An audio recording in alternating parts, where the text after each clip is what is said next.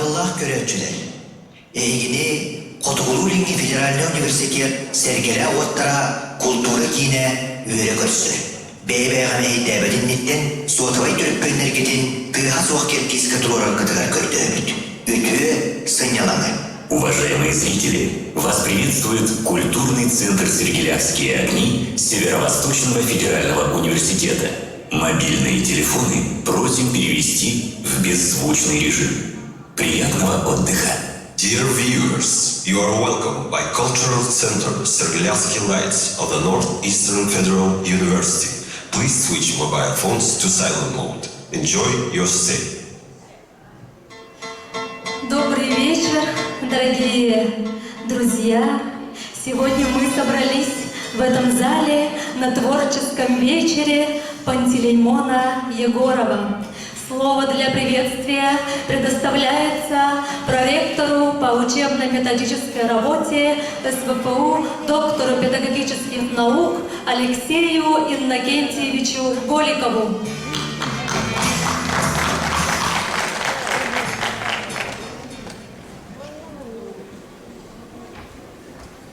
Раз. Добрый вечер, уважаемый Пантелеймон Романович, дорогие гости, дорогие друзья. Я рад приветствовать всех вас в культурном центре Сергеляв Северо-Восточного федерального университета на творческом вечере нашего дорогого коллеги, кандидата педагогических наук Пантелеймона Романовича Егорова, директора Северо-Восточного научно-инновационного центра развития инклюзивного образования Северо-Восточного федерального университета. Пантелеймон Романович работает в нашем университете с 1981 года, это уже более 44 лет, скоро будет юбилей в следующем году, с чем мы его поздравляем. И на его примере он возглавляет у нас комиссию по студентам с особыми образовательными потребностями, да? Своим примером, своим трудолюбием, как он достиг и защитил кандидатскую диссертацию, показывая пример нашим студентам. Мы работаем вместе уже бок о бок более 10 лет здесь в университете, поэтому я Пантелеймона Романовича поздравляю, он человек уникальный не только в работе, но и в творчестве. Сегодня будет вечер, я вам всем желаю, чтобы в этой торжественной остановке послушать старые песни в исполнении нашего дорогого Пантелеймона Романовича. И разрешите, вручить несколько наград. За многолетний добросовестный труд в сфере высшего образования, плодотворную деятельность в развитии инклюзивного образования в Республике Саха-Якутия и высокий профессионализм почетной грамотой ректора награждается Егоров Пантелеймон Романович, директор Северо-Восточного научно-инновационного центра развития инклюзивного образования.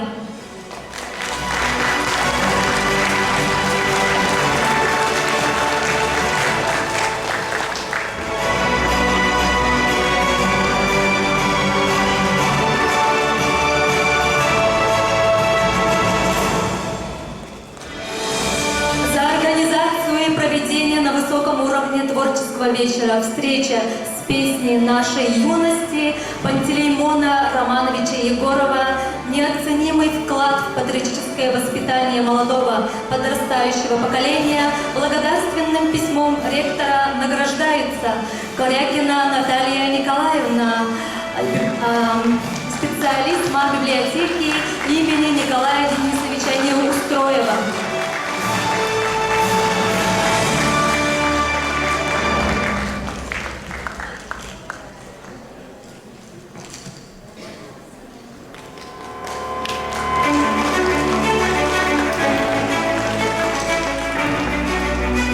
Степанова Светлана Шаборина, отличник культуры Республики Саха-Якутия, руководитель женского вокального ансамбля Сыджая.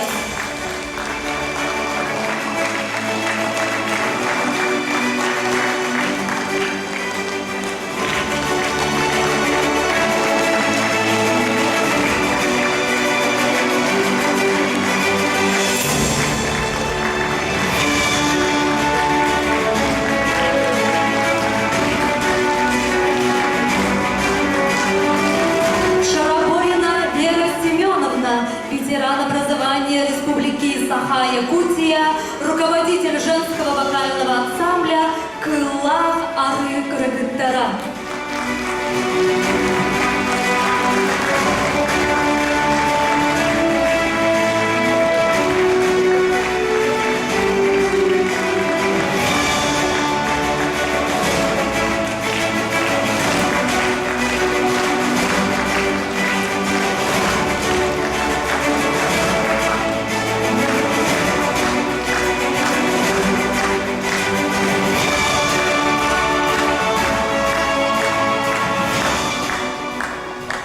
Всем спасибо.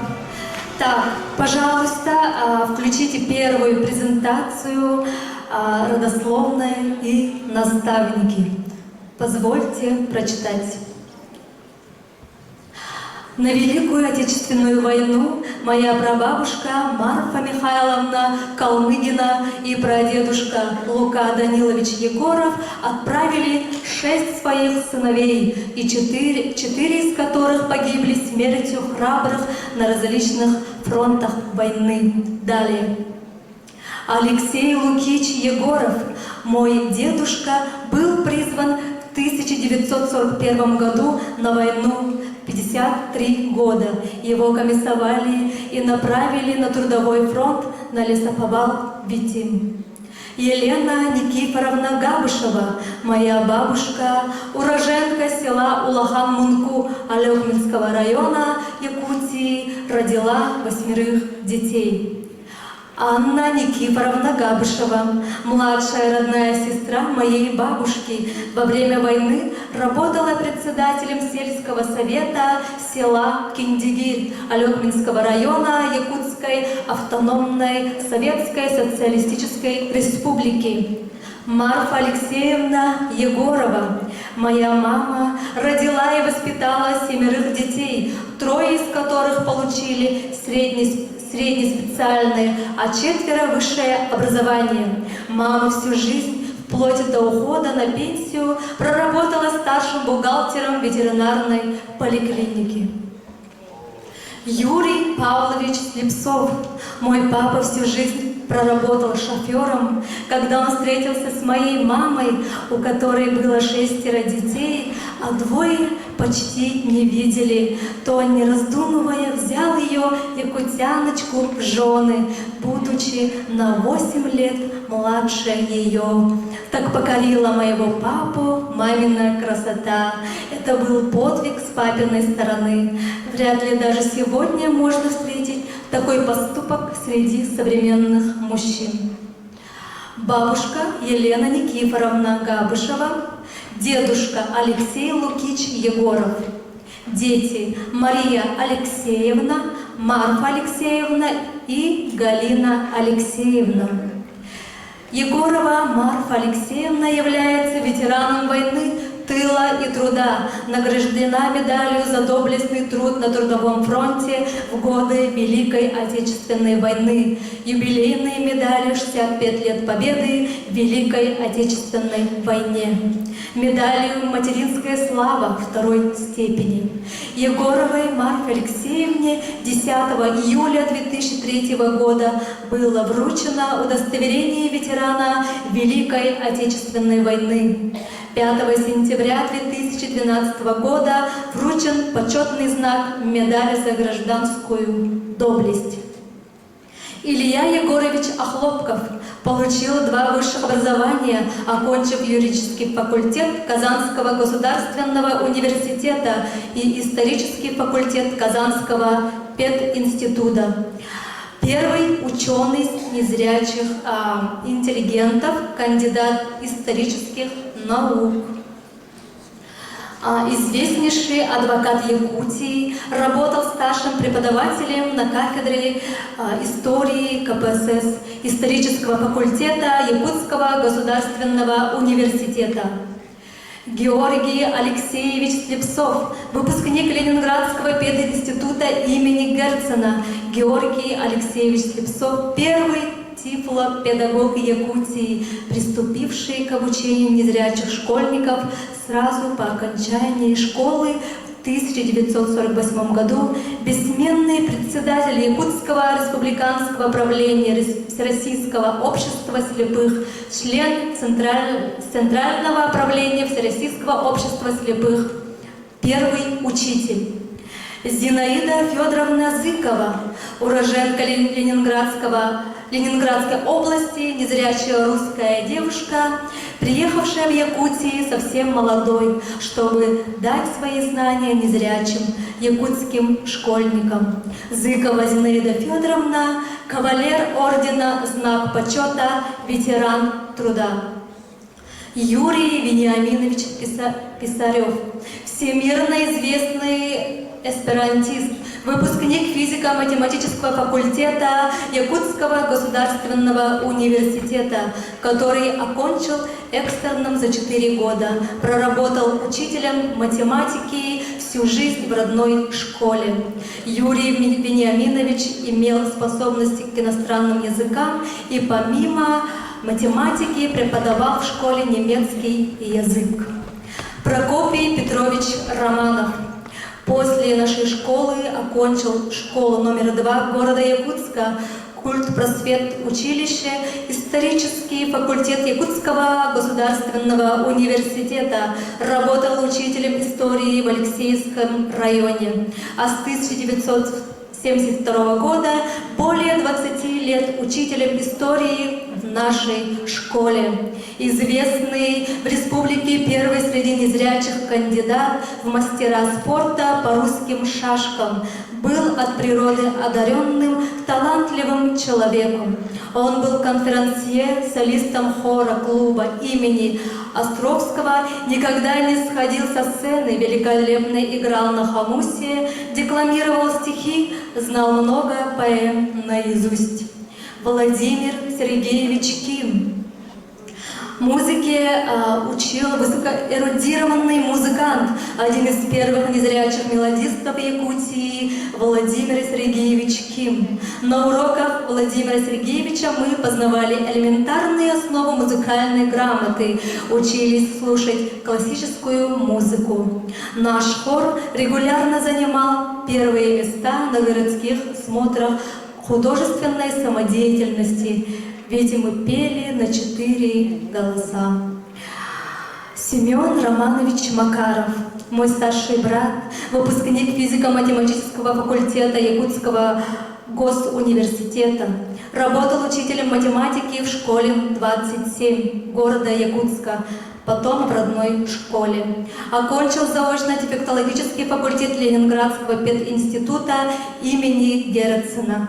Работал председателем Якутского республиканского правления Всероссийского общества слепых, на посту которого добился открытия в Якутии учебно-производственного предприятия Всероссийского общества слепых и стал первым его директором.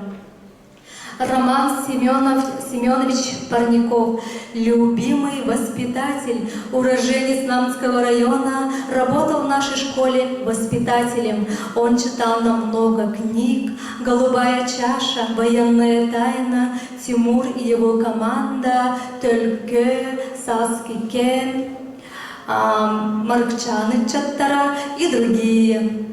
Михаил Павлович Калачанов, ветеран войны и труда, старший преподаватель кафедры высшей алгебры и геометрии физико-математического факультета Якутского государственного университета.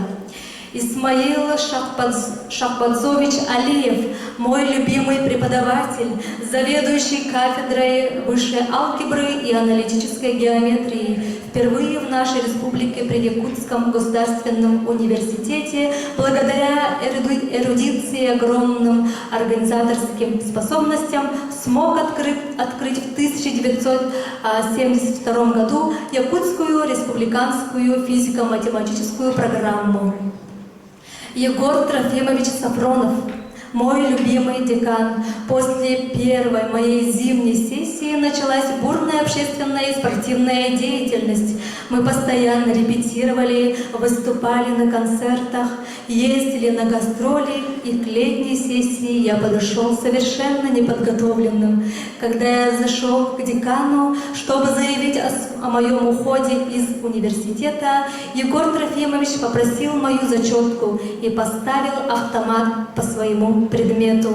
И также другие преподаватели и все остальные зачеты поставили мне автоматом, после чего я спокойно сдал летнюю сессию и остался учиться в родном университете.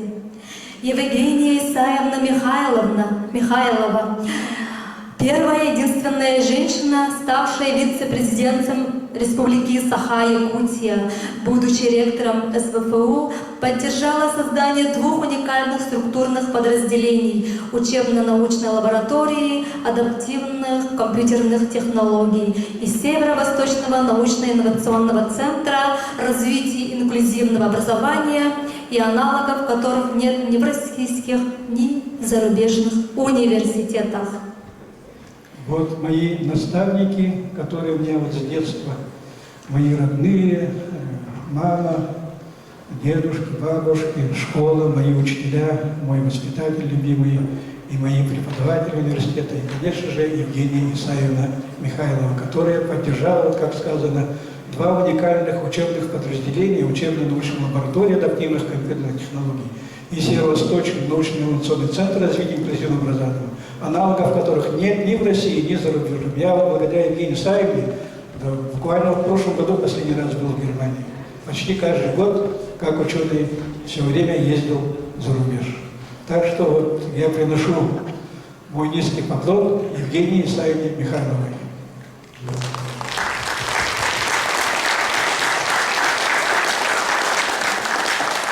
Пантелеймон Романович – человек многогранный, и его жизнь наполнена интересными событиями и встречами. Позвольте мне зачитать вам характеристику, которая поможет нам лучше узнать этого замечательного человека. Пантелеймон Романович Егоров родился в 1953 году в городе Якутске в многодетной семье с диагнозом врожденная катаракта. Окончил в 1969 году Якутскую республиканскую школу для слепых и слабовидящих детей. И в 1971 году Хабаровскую школу для слепых и слабовидящих детей, по окончанию которой поступил на физико-математический факультет Якутского государственного университета. С 1971 года на первом курсе физмат-факультета активно занимался спортом, общественной и научной работой, защищал честь своего факультета на шашечных соревнованиях.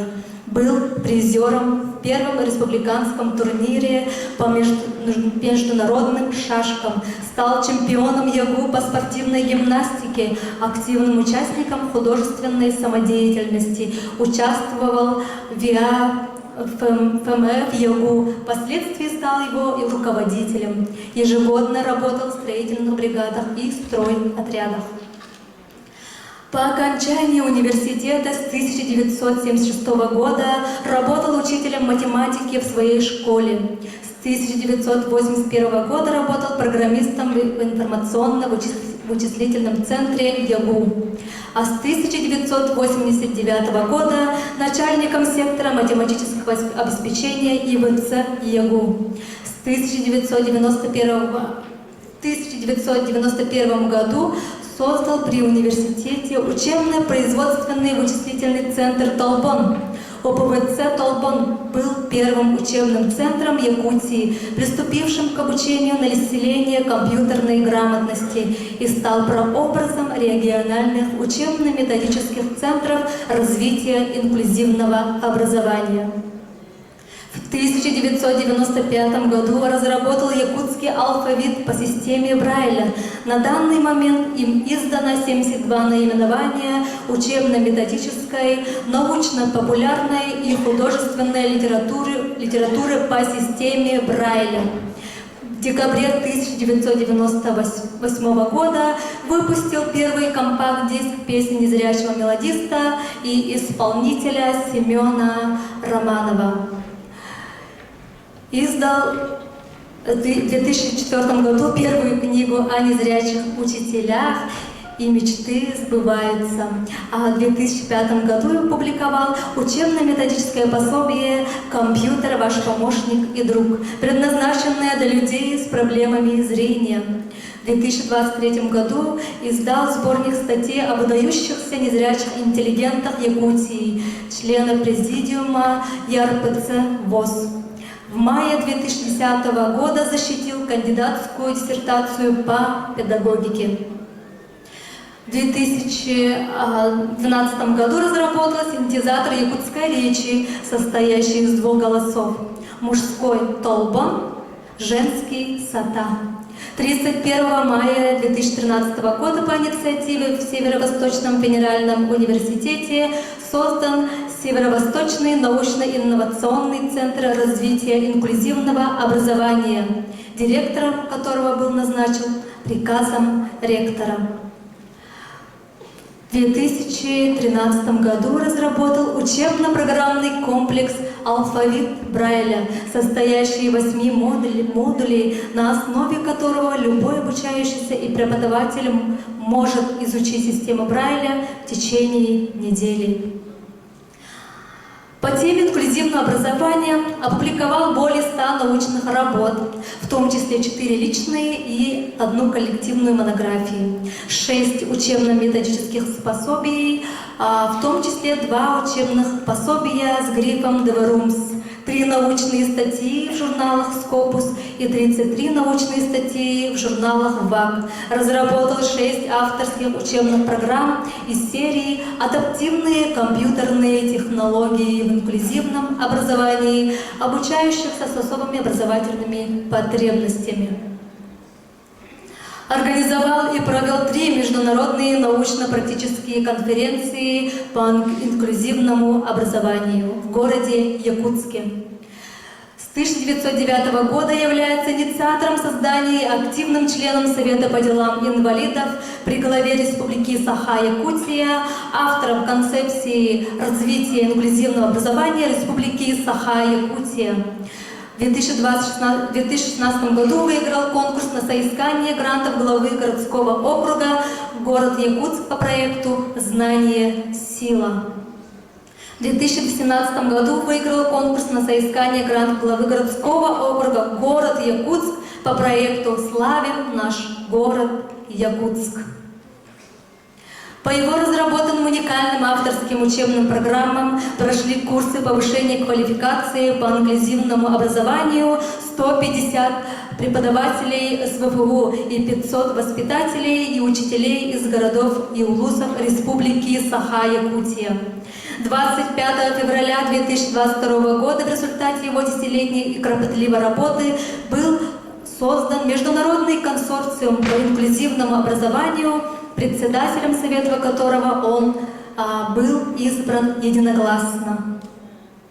В 2023 году по авторской методике «Адаптивные компьютерные технологии в инклюзивном образовании студентов с проблемами зрения» стал финалистом 3-го всероссийского конкурса практик инклюзивного высшего и среднего профессионального образования, проводимого Ассоциацией инклюзивных вузов Российской Федерации.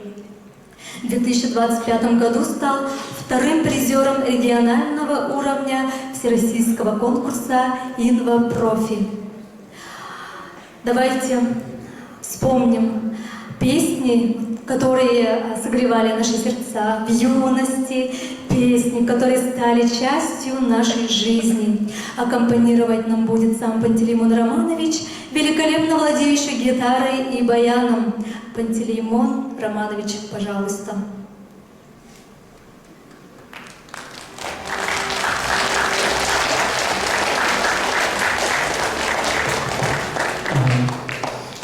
Уважаемые зрители, я благодарю, что вы нашли время, такое трудное время, извините за тавтологию, и пришли на мой творческий вечер. Я думаю, вы здесь очень хорошо отдохнете, потому что вот я многие годы, по примеру нашего известного певца Александра Порфирьевича Самсонова, певца Победы, тоже вот после его ухода из жизни сам стараюсь популяризировать советские и в том числе военные песни, которые вы здесь услышите. Песни как на русском языке, как на якутском, «Остолы рылара и котлы», и под баян, и под гитару. Благодарю вас за ваше участие. Ансамбли на сцену.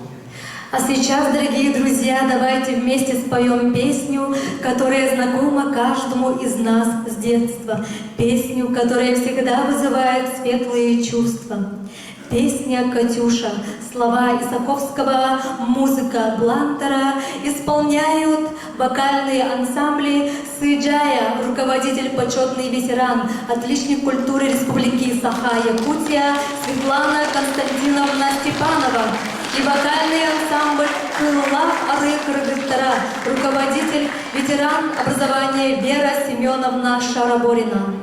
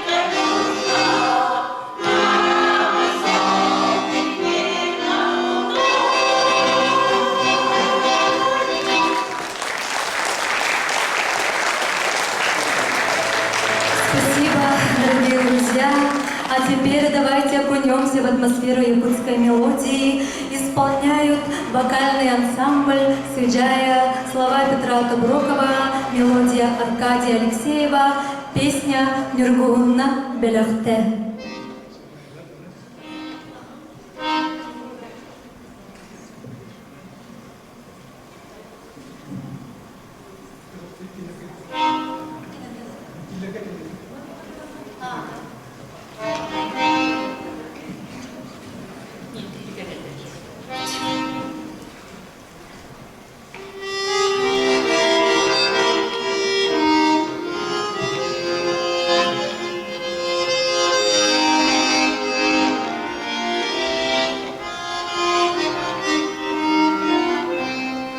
Kötelaya mutlulukana, göre iste kulluğu.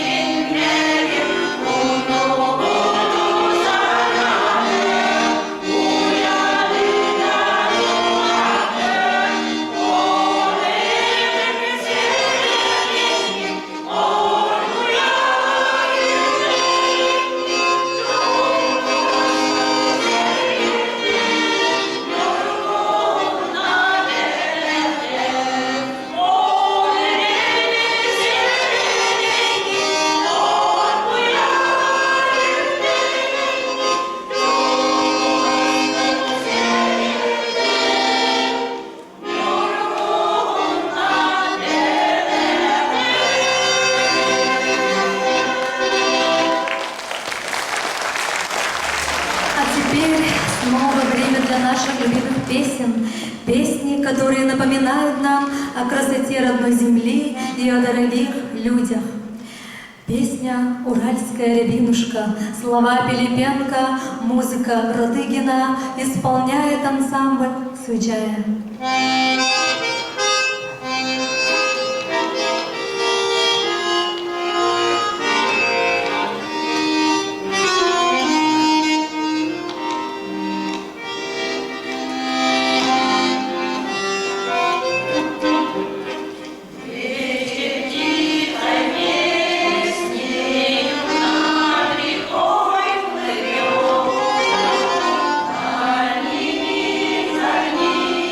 Сами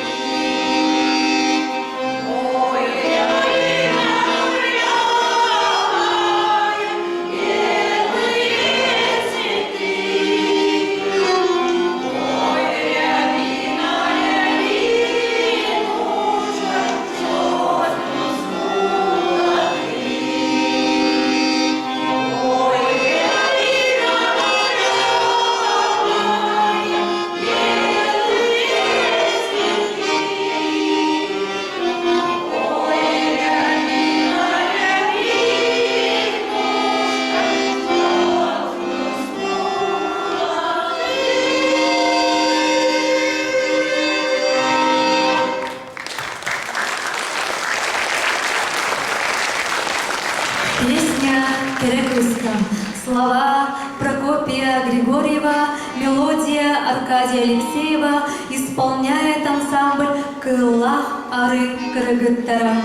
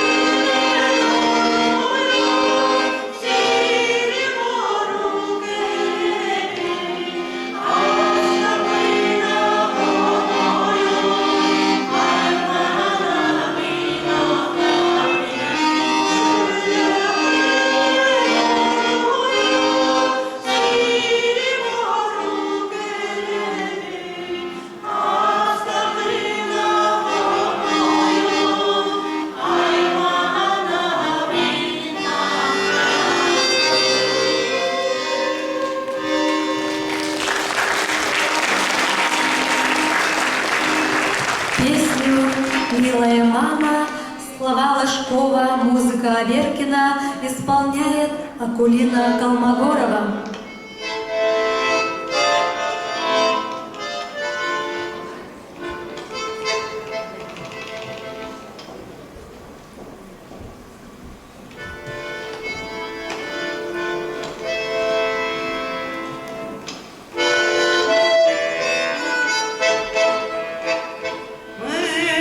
Я навещаю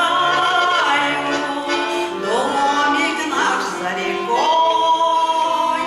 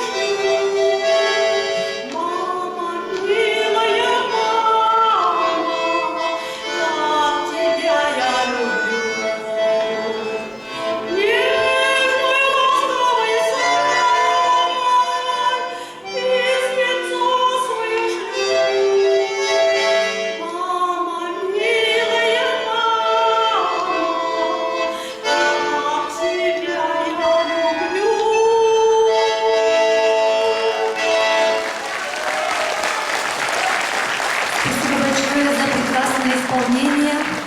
Позвольте прочитать вам презентацию «Воспоминания сына о маме». Пожалуйста, включите презентацию. Марфа Алексеевна Егорова. В 2022 году Марфе Алексеевне Егоровой исполнилось бы 100 лет. Многие годы она работала в бухгалтерии окружной администрации города Якутска.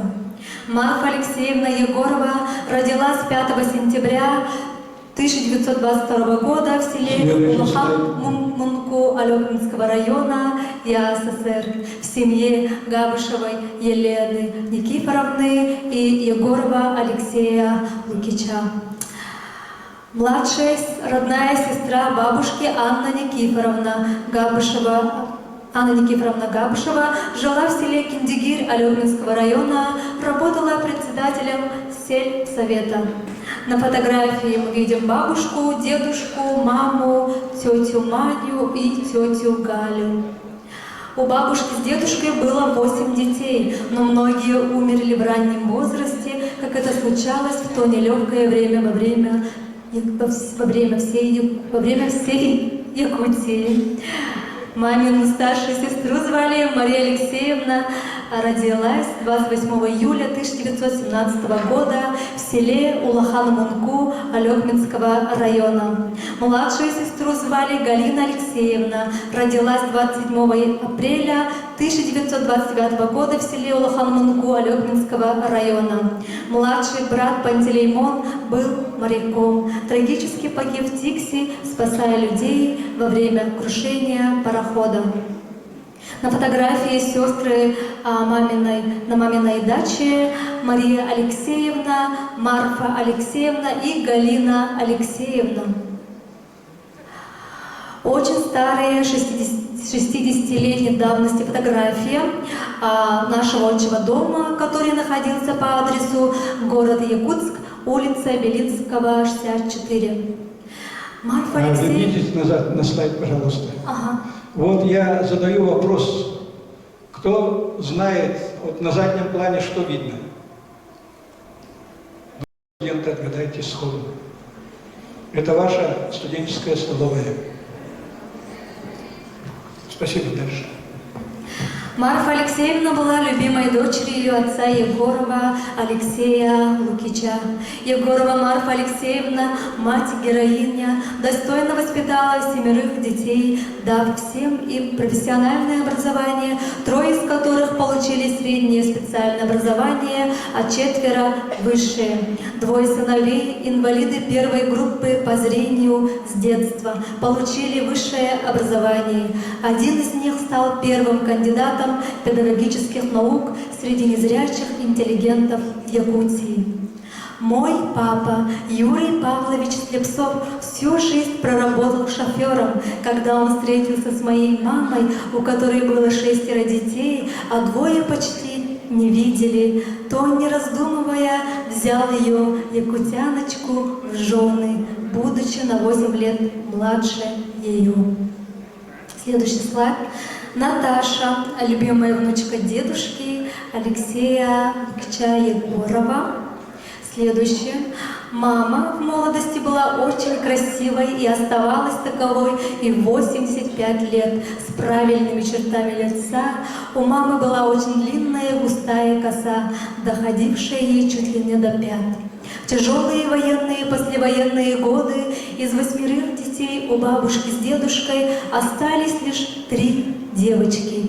Мамина старшая сестра Мария Алексеевна, моя любимая тетя Маня, мама и младшая сестра Галина Алексеевна. Пантелеймона назвали в честь маминого брата, одного из первых моряков якутян. На фотографии мы видим семью, маму, папу, Рому, Алешу, Сеню, Наташу, Валеру и Пантелеймона.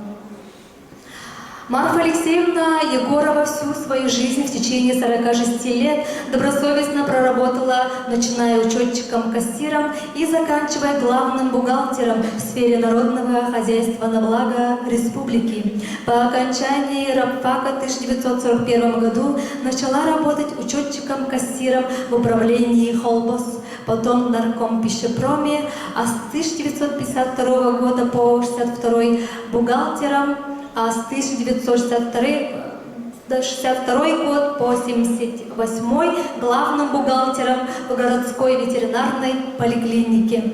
В конце 70-х годов, когда все бухгалтерии города централизовали, стала работать бухгалтерией исполкома города Якутска.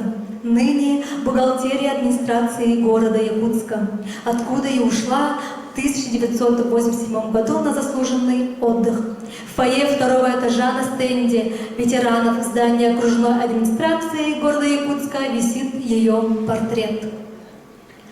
На фотографии мы видим Марфу Алексеевну Егорову. Имя Пантелеймон из древнегреческого означает «всеисцеляющий и всемилостивый». Это имя, по-видимому, и определило мою судьбу. Моя мама очень хорошо пела, и поэтому ее дети склонны к музыке и к поэзии. Мой старший брат Роман и сестра Розалия в свое время, будучи студентами сельскохозяйственного техникума города Якутска, в 60-е годы прошлого столетия постоянно участвовали в художественной самодеятельности, были лауреатами городских и республиканских смотров. Следующий слайд. На фотографии мы видим старшего брата Рому с дочкой и племянницей Леной Макаровой. Марфа Алексеевна всю свою жизнь проработала главным бухгалтером ветеринарной поликлиники. Эта поликлиника находилась на углу улиц Белинского и Каландрашвили, где сейчас находится пустырь возле корпуса научной библиотеки университета. Марфа Алексеевна с утра до поздней ночи, чтобы прокормить 7 детей, всегда находилась на работе. Ее дети частенько приходили к ней, где могли вдоволь наиграться в большом здании поликлиники.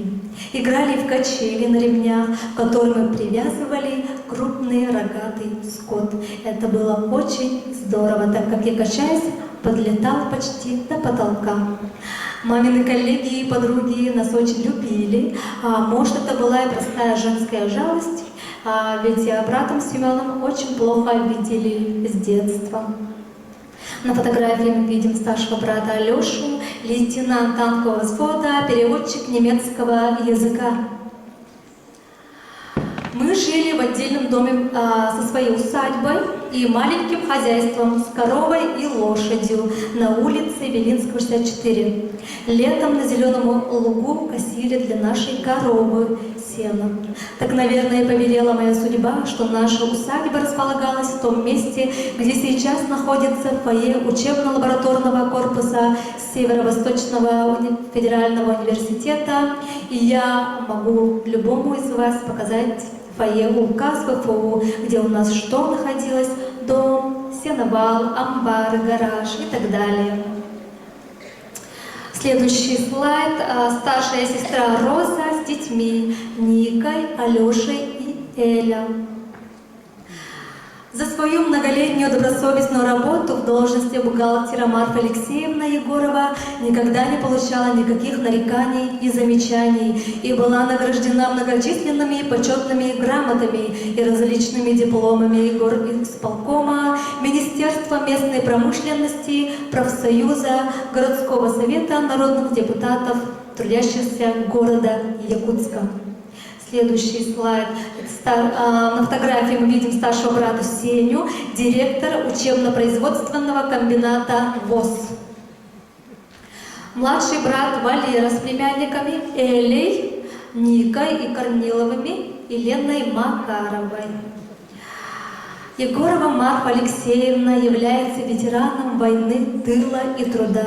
Награждена медалью за доблестный труд на трудовом фронте в годы Великой Отечественной войны, юбилейной медалью 65 лет Победы в Великой Отечественной войне, медалью «Материнская слава» второй степени. Егоровой Марфе Алексеевне 10 июля 2003 года было вручено удостоверение ветерана Великой Отечественной войны. 5 сентября 2012 года вручен почетный знак «Медаль за гражданскую доблесть». Спасибо большое за ваше внимание. Спасибо. И сейчас...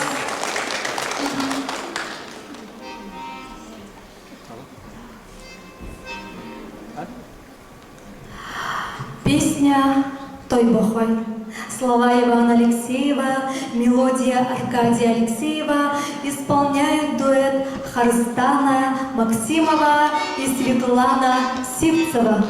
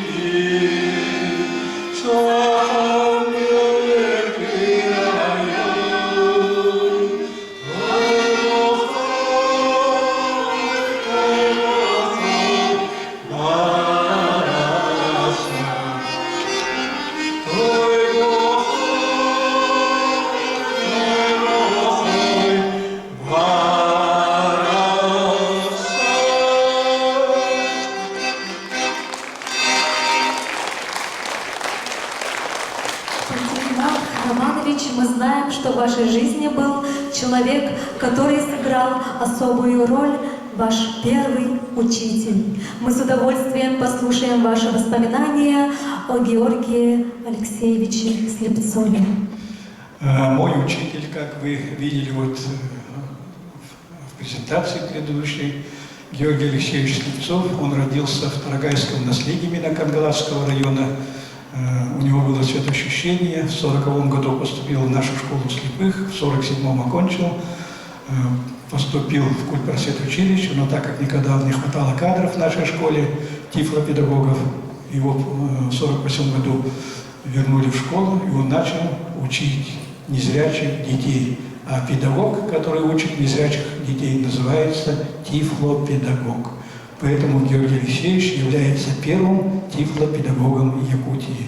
В первом классе он вручил мне, вот вы пишете ручками, а мы незрячие, мы пишем грифелем. Специальный железный прибор есть, брайлевский называется, сюда вставляется плотная бумага, закрывается прибор, и мы вот грифелем прокалываем точки и переворачивая пальчиками читаем. Вот это называется система Брайля. Вот он нас учил. И он был очень эрудированным, очень много читал. Мои учителя, вот, которых я показал в презентации, они брали рюкзаками книги с нашей библиотеки. Наши книги толстые такие, брайлевские книги. Они по 6-7 книг брали, и рюкзак у них наполнялся. Вот мы удивлялись, как наши учителя каждую неделю приходят в нашу библиотеку слепых, берут книги и за неделю все эти книги прочитывают. А мы еле-еле одну страницу там за день можем прочитать. Вот чтение незрячих – это очень медленно. Вот, скажем, зрячий ребенок, пятиклассник, читает очень хорошо, а 11 класс незрячий ребенок читает на уровне 4 класса массовой школы. Вот такая система у нас очень трудная. И вот Георгий Алексеевич сейчас называется «Окружающий мир», а в то время называлось «Природоведение». На этом уроке он приносил в 60-е годы. Для нас было диковинкой, для горожан якутян, огурцы, помидоры, морковка. Он очень нам приносил. И вот мы, незрячие, это все щупаем, нюхаем, такой аромат в классе. Он рассказывает, что есть вот природа, теплицы, огурцы, помидоры, вот так выращивают люди. И в конце урока он резал на дольки, равные для нас, и мы все с удовольствием это за счет уплетали. Ну и по всей жизни Георгий Алексеевич не только моим первым учителем, он всю жизнь меня вел как наставник. Когда я окончил школу, он помог мне в университет поступить. Когда я окончил университет, он дал мне квартиру, дал работу. Работу сейчас незрячему получить очень трудно, фактически невозможно. А в то время я спокойно получил работу, получил квартиру. А сейчас попробуйте незрячему получить квартиру. Фактически нереально. И вот благодаря Георгию Алексеевичу, благодаря советской власти, я стал известным ученым, как Айсен Сергеевич подметил в своем инстаграме, с мировым именем. Вот мой такой первый учитель Георгий Алексеевич. У него была жена, вот русская девушка, молоденькая, в 17 лет приехала в нашу школу из Ленинграда. Сейчас вот наши выпускники на север-то уехать не очень-то стремятся, да?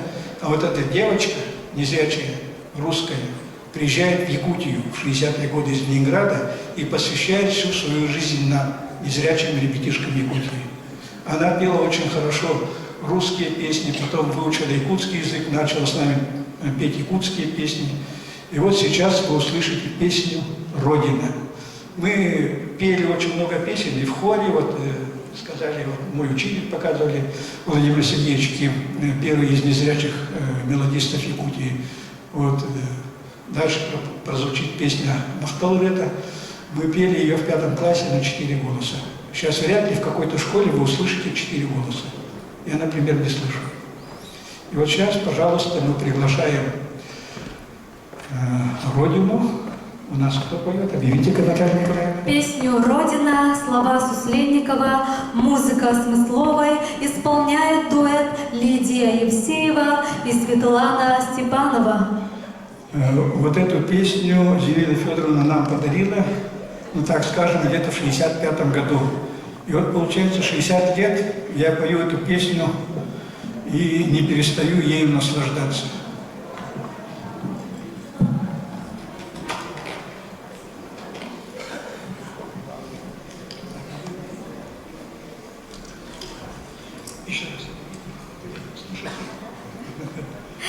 Песню «Родина», слова Суслинникова, музыка Смысловой исполняет дуэт Лидия Евсеева и Светлана Степанова.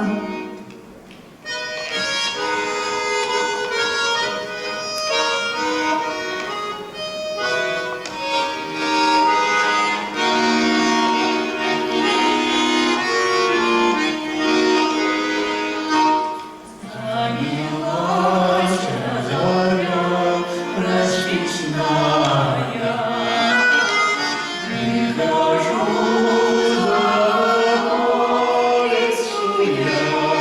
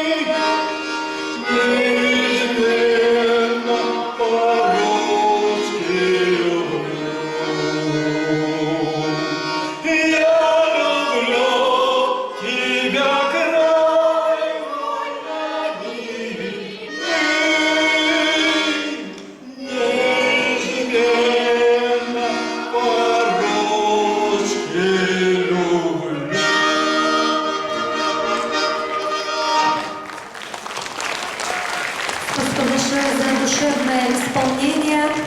Следующую песню «Махтал Рета», слова Семена Данилова, мелодия Захара Винокурова, исполняет ансамбль «Кылах Ары Карагытара».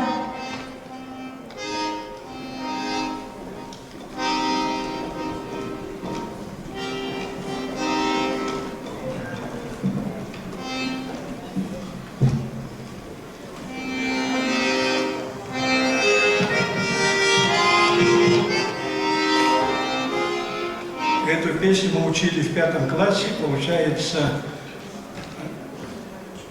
Забирайте? Ну, заберите, я начну.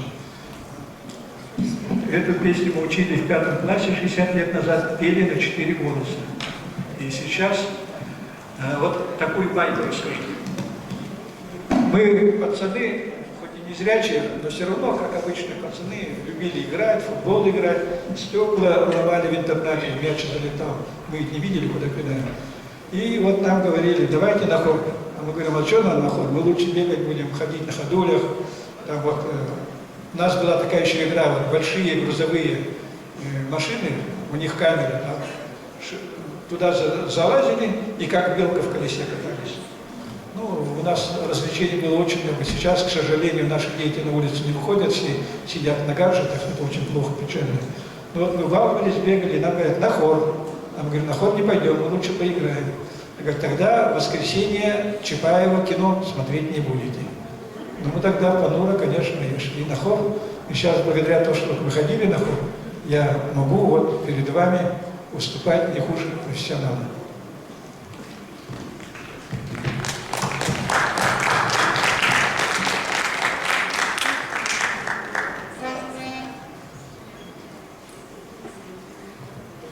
Махтал Рета. Thank you.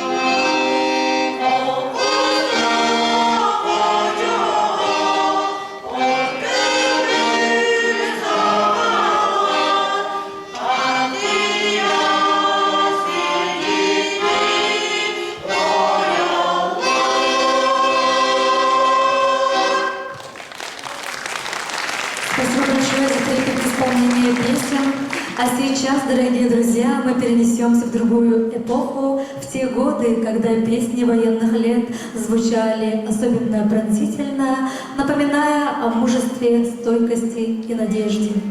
Песни военных лет исполняет ансамбль «Кыллах ары Крыгыттара». Песня «Орленок», слова Шведова, музыка Белова. Зал, пожалуйста, подпевайте. Эти песни научились с детского сада в школе.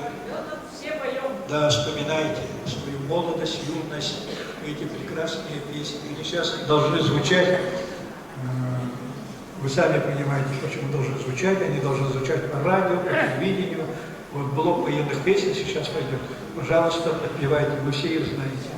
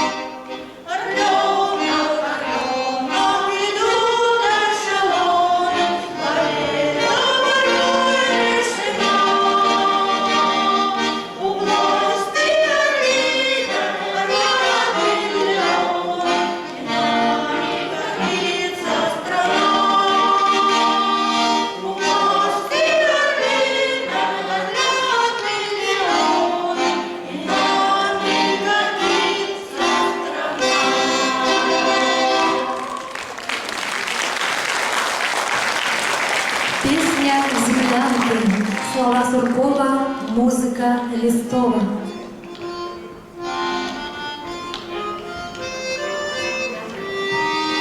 Поет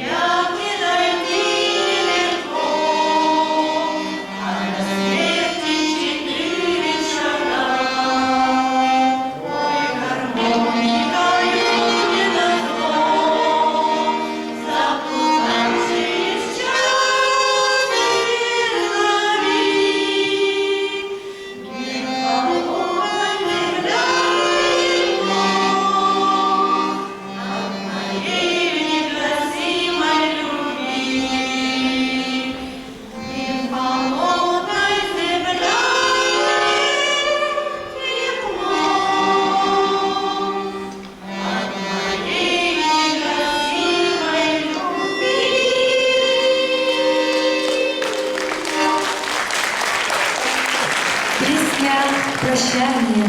Слова Исаковского, музыка Покраса.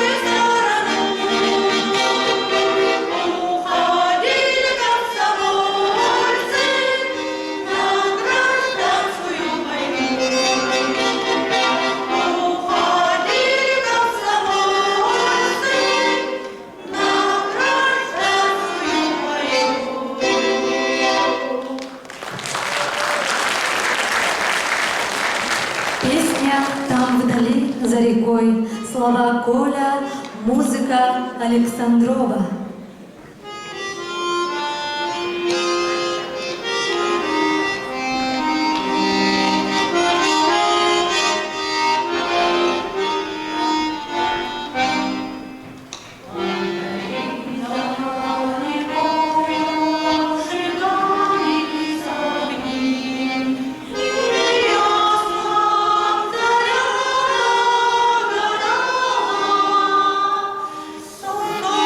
Your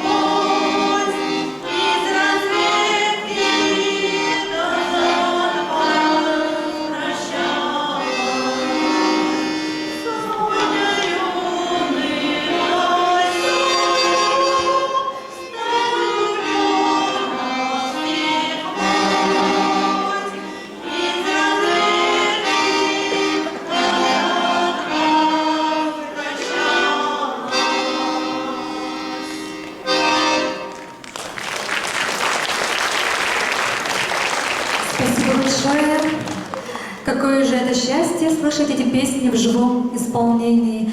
Пантелеймон Романович, вы дарите нам настоящие моменты единения с музыкой, с нашими воспоминаниями. Слово предоставляется Пантелеймону Романовичу. Вот мы послушали песни, но песни состоят из слов. Вот давайте немножко окунемся в поэзию. Моя гордость. Семен Данилов. Я бываю в поездках далеких, в самых разных бываю краях, и в тяжелых дорогах, и в легких, и в дворцах, и в обычных домах. В этих странствиях с правом законным адрес свой от людей не тая, сообщаю я новым знакомым, что родился в Якутии я. Будто слышат волшебную фразу, оживляется лица людей, будто им посчастливилось сразу повстречаться с Якутией сей. Руки жмут не теплее охотник, приглашает к огню очагов, будто я знаменитый охотник в ореоле тайги и снегов. Будто я добываю алмазы, как в короне в алмазной пыли, будто я показал им аласы и просторы якутской земли. И тогда я тоскую сильнее по земле, где живу и тружусь, и горжусь я по-своему ею, и якутским народом горжусь. Ну, теперь перейдем на мой родной якутский язык. Значит, мой однокурсник, все его знаете, доктор физмат-наук, директор физика Института физических проблем Севера, недавно ушел из жизни, известный поэт, вот я его так величаю, известный поэт Якутии Баярантай. Тыл Тарыр Масхана, Саагите Татратыр, Сиргат Саласпадан Итаратеданыр, Имчарайт Тахболдан, Ерайрик Катахта, Колюмин Торот Болан, Том Катахта. Кумағы толуыныңар, уморы берер келпиге, чуғағыр мұндығар, батыллабын тибиге. Белевин тоқ бары теккеріктері, күхін сағытты бағасалар көштері. Кем кәрді қатыланар, сен дойды олар яр, көйілар бұн әвін, алқастар бұн артыбын, ағылырын бұғығар, бөғықшыға хатыбын, дөң саға әрел көмігар, санабын қатыбын, қаралжық тақсарығар, сүз бүк әрінәбін. Көкқар, үктелер, туғығар, өрі тиемін. Но чтобы это стихотворение Сикутского знали не только в Якутии, а знали и вся Россия. Но я математик, извините, я не лингвист, но уважая, ценя талант моего друга Егора Гавриловича, староста Баярантая, я рискнул перевести на русский язык, чтобы знала это стихотворение не только вся Россия, но и весь мир, наверное. Ветер деревья причесывая, весну нам приблизить старается, о тепле земном изобилии всем людям поведать пытается. Я на земле сей живущий давно хожу на ней на двух ногах пока, а лаз, куда стекается мой пот, уже замерзает на века. На бумажных полях, на поэзии, вдаль меня манящих, неизвестных, вместо того, чтобы на йоду пройти, застреваю в сугробах словесных. Зная точно, что наверняка две стороны одной медали, с темной ночи посильнее из них, зима с весной вместе выясняли. Времена всегда повторяются, все вокруг нас изменяется. Победы свои раскидываю, ошибки в уме прикидываю. Между моими одышками я изо всех сил стараюсь крепиться, хоть малые крупинки, хоть малую надежду крупиночку мой ум найти повсюду стремится. Весной проталинки появятся. 100 крат уверен точно в этом я, чтоб на травку ступить зеленую, прилагаю я все усилия. Ну и в презентации было сказано, Юрий Вениаминович Писарев, всемирно известный аспирантист, он окончил физмат-факультет в 1968 году, по-видимому, окончил за 4 года экстерна. Обычно мы кончали за 5 лет, а вот незрячий человек рискнул и закончил за 4 года экстерна. Ну, светлая голова. Люди университета, по-видимому, за 2-3 года экстерном заканчивали. Вот у нас такой якутянин оказался. Он был еще как бы прирожденный лингвист. Он в школе, помимо математики, нам преподавал немецкий язык. И вот в 5 классе, получается, 60 лет назад, на уроке немецкого языка мы выучили стихотворение. Ну, вся советская школа в то время учила немецкий язык в основном, да? И на уроке немецкого языка выучили стихотворение знаменитого поэта Генриха Гейне. Подскажите, зал, как называется это стихотворение? Студенты Ильяза у нас есть? Нет? Это стихотворение называется «Лёреляй». И вот я сказал, что я благодаря Евгению Сталину объездил пол Европы с 2010 года. В прошлом году последний раз был, когда выиграл 3-й раз грант европейский по инклюзивному образованию. 3 месяца работал в Кёльнском университете.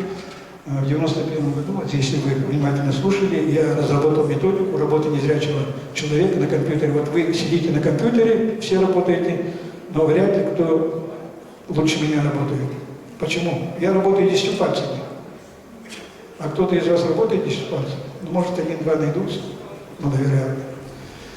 И вот я разработал эту методику, и эту методику я развиваю как в Якутии, как в России, пропагандирую в Европе. И в прошлом году я читал эти лекции благодаря Юрию Вениаминовичу на немецком языке, вот мою методику. И посетил там прекрасная долина Лёреляй. То есть моя 60-летняя мечта сбылась. Я посетил эту прекрасную долину, увидел эту красавицу Лёреляй. Ну и, конечно, вспомнил мое стихотворение 5 класса. Генрих Гейне, Лёреляй. Ich weiß nicht, was soll es bedeuten, dass ich so traurig bin. Ein Märchen aus alten Zeiten, das kommt mir nicht aus dem Sinn. Die Luft ist kühl und es ist dunkel und ruhig fließt der Rhein. Der Gipfel des Berges vogelt im Abendsonnenschein. Die schönste Jungfrau sitzt dort oben, wunderbar. Ihr goldenes Geschmeide Blitze, sie kämmt ihr goldenes Haar, sie kämmt es mit goldenem Kram und singt ein Lied dabei. Das hat eine wundersame, gewaltige Melodie. Den Schiffer, im kleinen Schiffer, Graf ist wilde Wie. Schaut nicht die Felsen der Riffe, schaut nicht hinauf in die Höhe. Ich glaube, die werden verschlingen am Ende Schiffer und Kahn. Und das hat mit ihrem Singen die Leute getan. Вот, 60 лет назад до сих пор помню. Ну и решил, осмелился, еще раз говорю, я не лингвист, я математик, перевести на русский.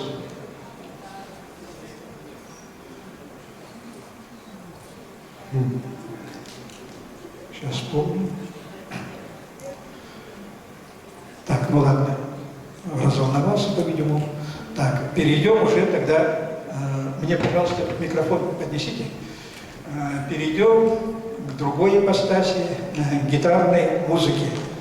Да? Давайте сейчас... Спасибо. Так. Мне микрофон сюда.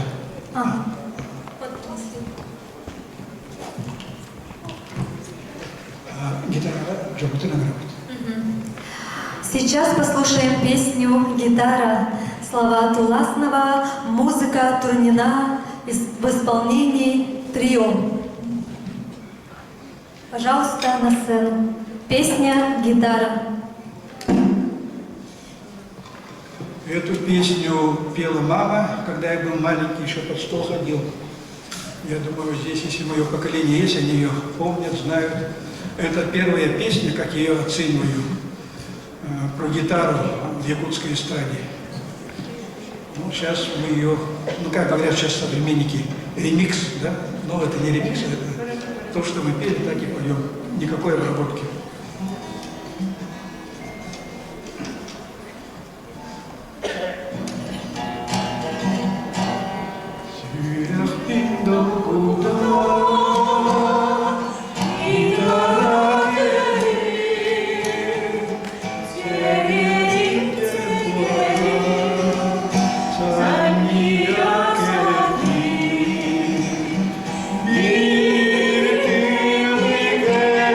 Birti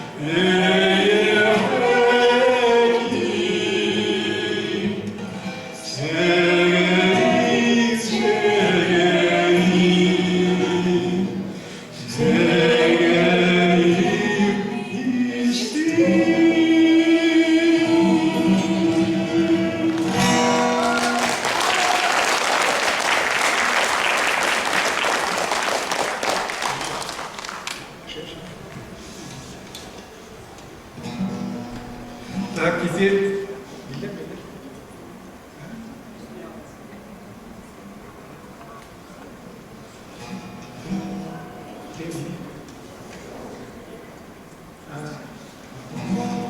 Так, блин,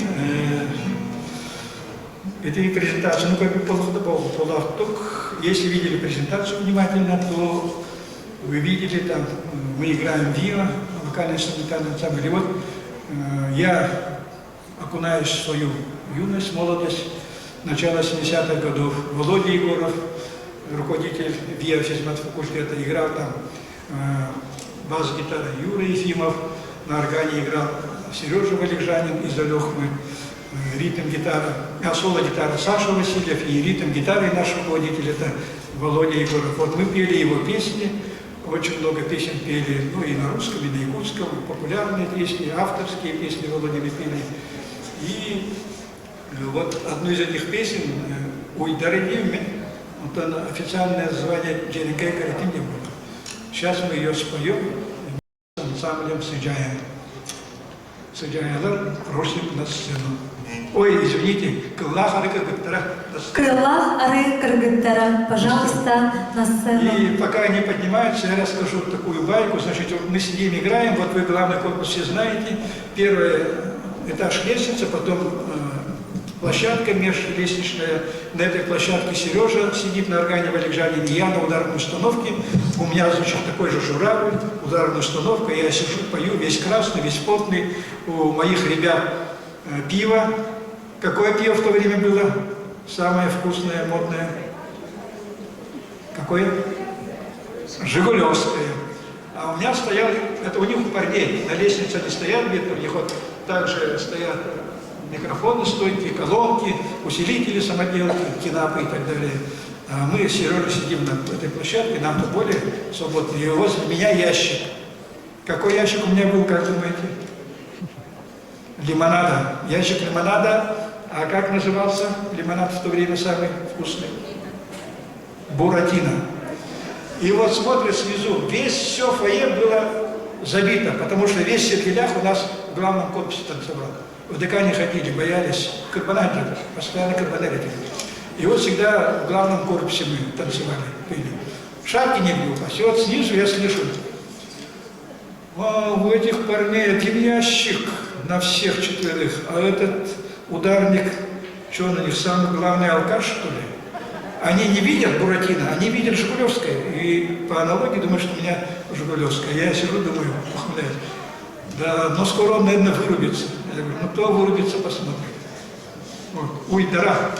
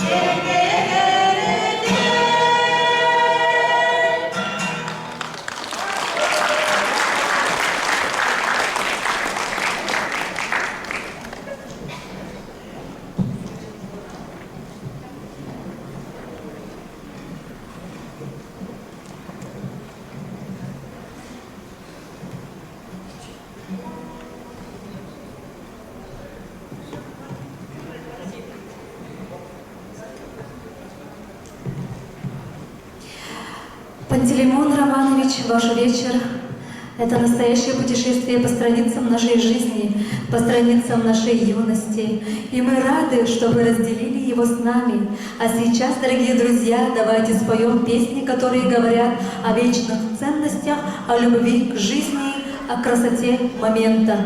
Песню «Подмосковные вечера», слова Матусовского, музыка Соловьева, Седова исполняют ансамбли Сыджая и Кылах Ары Крыгыттара.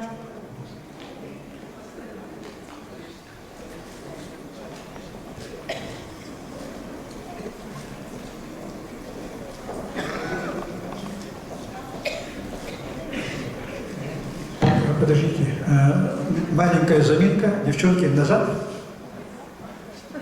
Рано еще, как это говорят. Назад, назад.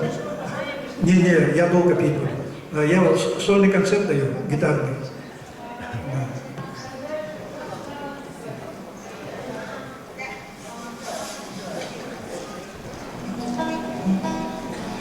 Вот к гитаре в 60-е годы мы, поколение то, да, пацанов, конечно, мы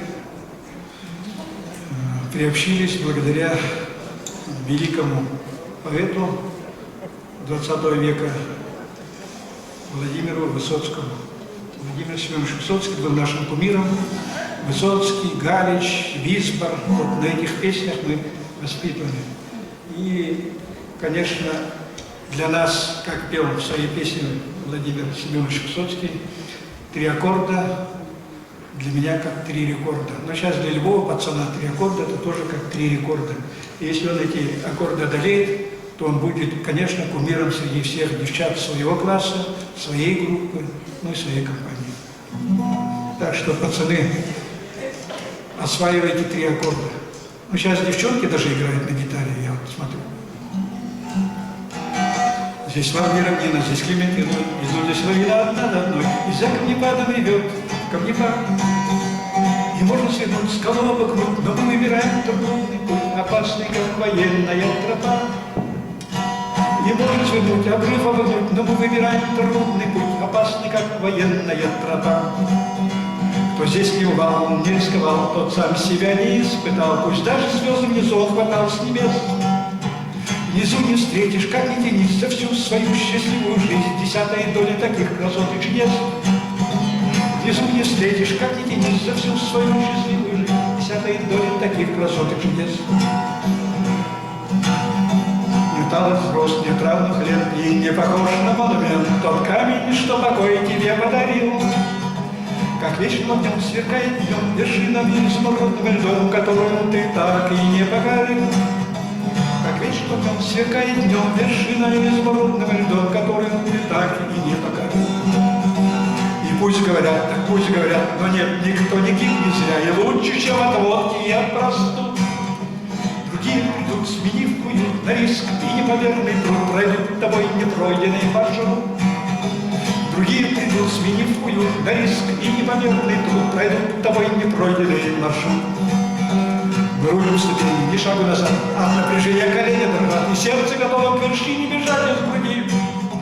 Весь мир на ладонях, ты счастлив днем, и только немного завидуешь тем другим, у которых вершины еще впереди. Весь мир на ладонях, ты счастлив днем, и только немного завидуешь тем другим, у которых вершины еще впереди. Вот великий Высоцкий. Ну и, конечно, студенчество – это прекрасная пора. Помню, как вот я первокурсник, с гитарой через плечо иду по Сергеляху. Вот иду, и 12, 13, 14 корпус открываются окна, и девчонки кричат: гитарист, заходи, песни пей. Я говорю: чай есть? Нет, проблем, чай есть. Вот, говорят, студент был голодным, а я никогда голодным не был. И вот студенческие песни, стройотряд, стройбригада. Вот я хочу вспомнить свое студенчество и несколько песен вам подарить. Серый дым создает уют, искры тлеют и гаснут сами. 5 ребят о любви поют, чуть охрипшими голосами. 5 ребят о любви поют, чуть охрипшими голосами. Если б слышали те, о ком эта песня сейчас звучала, прибежали б сюда пешком, чтоб услышать ее сначала. Прибежали б сюда пешком, чтоб услышать ее сначала, чтоб прочувствовать до конца в этом дальнем таежном крае, как умеют любить сердца, огрубевшие от скитаний, как умеют любить сердца, огрубевшие от скитаний. Серый дым создает уют, искры тлеют и гаснут сами. 5 ребят о любви поют, чуть охрипшими голосами. 5 ребят о любви поют, чуть охрипшими голосами. И вот ужин закончился, пацаны меня с 2 сторон берут под локоть, впереди 2 парня, табуретка или чурка, и идут к костру и говорят: 8 часов пой песни. Я начинаю играть на гитаре, петь. Девчонки, конечно, слетаются как бабочки на мед, да? А за ними их ухажеры приходят. Потом смотрю, часов 10, все, по парам уходят. В часов 11 я сижу один только, бренчу. Я думаю, так не пойдет, товарищи. Вот когда девчонки собираются, я встаю и полный вперед, не глядя. И вот так мы бродили по Аласам Бяджиме, Хуробута. Такая прекрасная природа. И вот эти песни мы там пели. Здравствуй, солнечный город, вот и встретились вновь. Здравствуй, первая гордая неземная любовь. Ты та и не та уже, я смотрю и пойму, почему же ты замужем? Ну скажи, почему? Ты неплохо устроилась, радиолов уют. Я уеду на север, там, где ветры метут, где олень бродит замшевый, кедры в сизом дыму. Почему же ты замужем? Ну скажи, почему? Этот город построен на высоком брегу, сосны стройные замерли, как солдаты в строю. Это был новый экзамен сквозь метель и пургу. Почему же ты замужем? Ну скажи, почему? Это был новый экзамен сквозь метель и пургу. Почему же ты замужем? Ну скажи, почему? Мне здесь делать больше нечего, да и климат не тот. Завтра в 0:20 вечера улетит самолет. Я на всякий пожарный 2 билета куплю. Почему же ты замужем? Но скажи, почему? Я на всякий пожарный 2 билета куплю. Почему же ты замужем? Ну скажи, почему?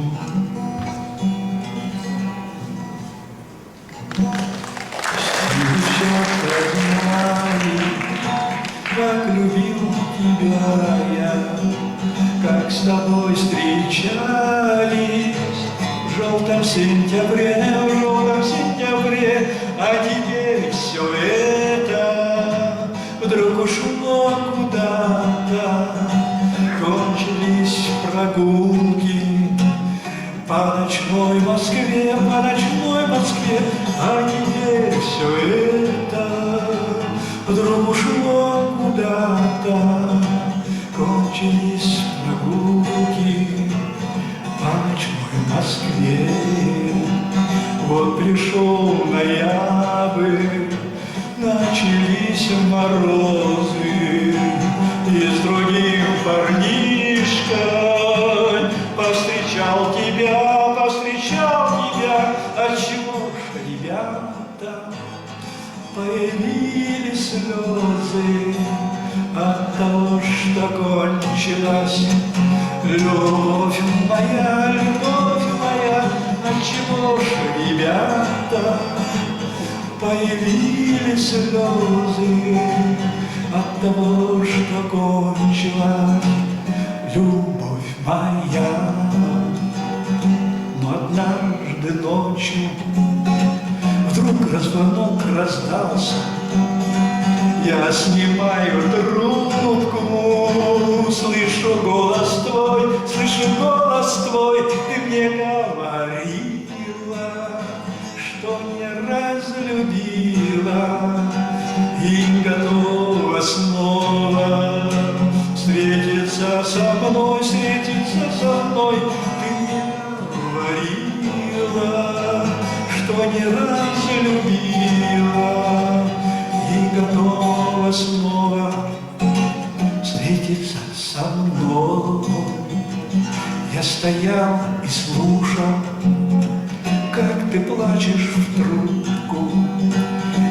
ответ ни слова, даже не сказал на 8 марта, даря всем подарки, а тебе я песню эту написал на 8 марта, даря всем подарки, а тебе я песню эту написал.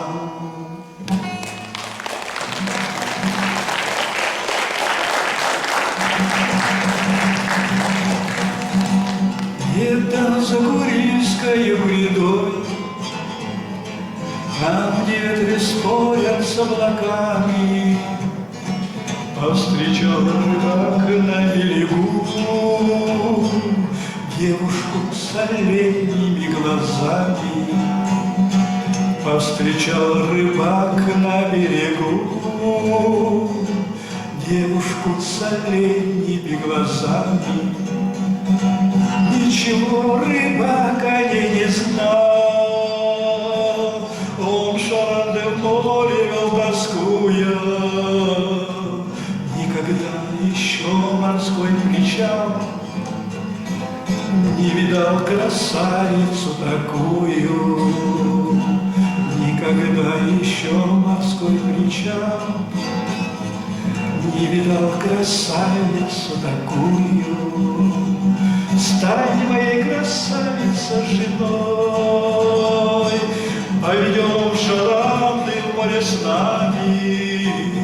Стань моей русалкой дорогой, по морям искал тебя я дальним.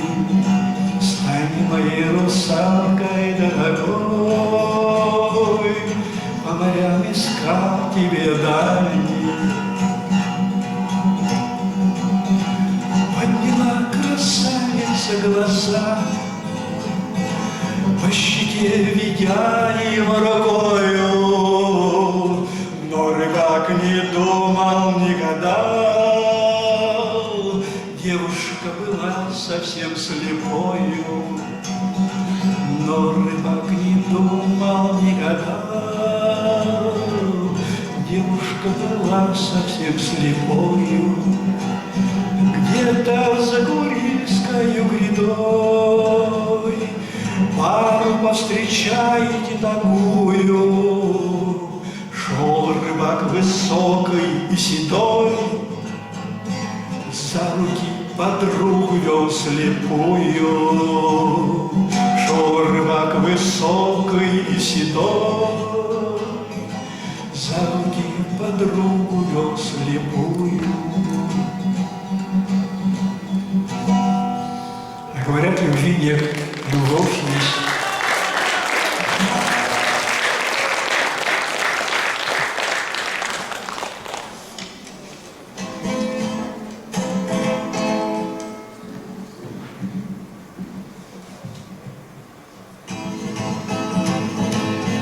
Звени, бубенчик мой, звени, гитара мой желто-белый, а я вам песенку спою, как же влюбился в королеву. А я вам песенку спою, как же влюбился в королеву. Раз во дворце короля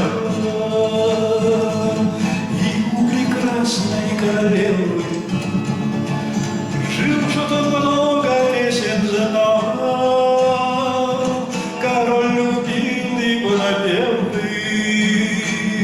Жил что-то много песен знал, король любил его напевы. Он знал напевы мексикан, он знал куплеты диких прерий. И вот среди густых лиан он напевал их королеве. И вот среди густых лиан он напевал их королеве. Раз королева говорит: ой, шут, пропой мне серенаду, коль тронешь сердце ты мое, дам поцелуй тебе в награду. Коль тронешь сердце ты мое, дам поцелуй тебе в награду. Шут молчаливо лютню взял, и полились его напевы. И в ту же ночку Шут узнал, как страстны ласки королевы. И в ту же ночку Шут узнал, как страстны ласки королевы. Наутро в спальню с палачом король заходит в страшном гневе и бросил голову Шута к ногам прекрасной королевы. И бросил голову Шута к ногам прекрасной королевы. Ой, милый Шут, любимый Шут, тебя я больше не увижу. О, мой король, ты злой король, о, как тебя я ненавижу. О, мой король, ты злой король, ох, как тебя я ненавижу. Давно прошли те времена, в сырой земле спит королева. Остались песенки Шута, его прекрасные напевы. Остались песенки Шута, его прекрасные напевы.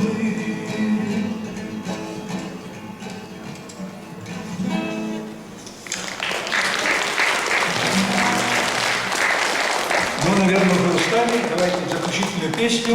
Ансамбль, готовьтесь. Заключительную песню споем. Где... Так, зал подпевает эта песня, опять-таки, стол рэпа, Барен Беляльдар.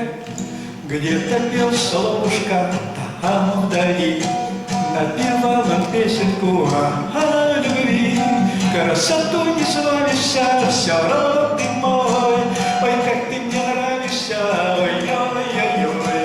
Красоту не славишься, все равно ты мой. Ой, как ты мне нравишься, ой-ой-ой-ой. Бровки твои алые, губки твои алые, брови дугой. Так зацеловала бы, о, милый мой. Красоту не славишься, все равно ты мой. Ой, как ты мне нравишься, ой-ой-ой-ой. Красоту не славишься, все равно ты мой. Ой, как ты мне нравишься, ой-ой-ой-ой. В рощу заманила бы тебя, там приворожила бы у костра.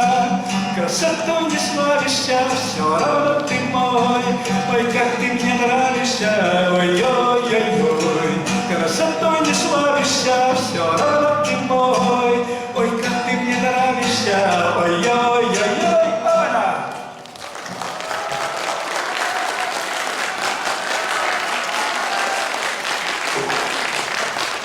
Спасибо Пантелеймону Романовичу за прекрасное исполнение всех песен. Песню «Подмосковные вечера», слова Матусовского, музыка Соловьева-Седова исполняют ансамбли «Сыджая» и «Кыллах ары Кыргыттара».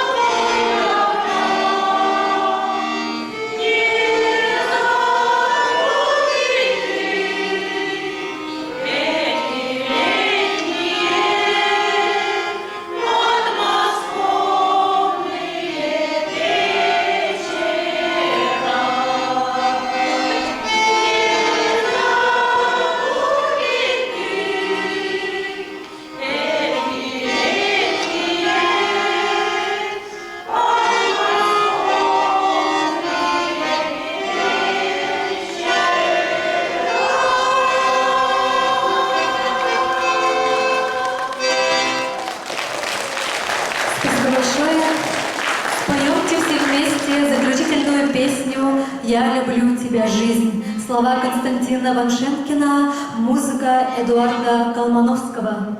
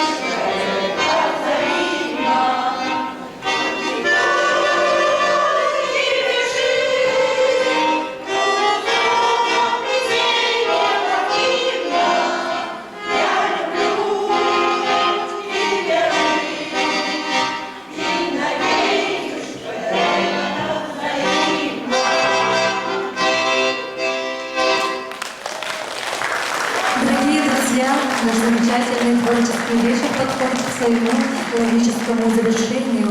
Мы благодарим Пантелеймона Романовича Егорова за этот вечер, за его талант, за его искренность и за то, что он поделился с нами частичкой своей души. Пантелеймон Романович, вам вручается микрофон для заключительного слова. Спасибо, Наталья Николаевна. Я благодарю Наталью Николаевну. Она уже второй раз ведет мой вечер. Первый раз был 20 ноября в смарт-библиотеке. И вот сейчас второй раз. Благодарю участников, великолепных артистов. Сейчас можно ехать на гастроли. Светлану Константиновну, Веру Семеновну, ну и всех девчат вместе взятых. Спасибо, что нашли время и окунулись в наши прекрасные советские, военные, русские, якутские песни. Любите песни. Нам песня строит и жить помогает. На этом творческий вечер, встреча с песней нашей юности подошел к концу. Мы надеемся, что он оставил в ваших сердцах тепло и светлые воспоминания. До новых встреч! Товарищи, вот внизу там книжку мою дарили вам. Кто не взял, можете взять, если книжки остались.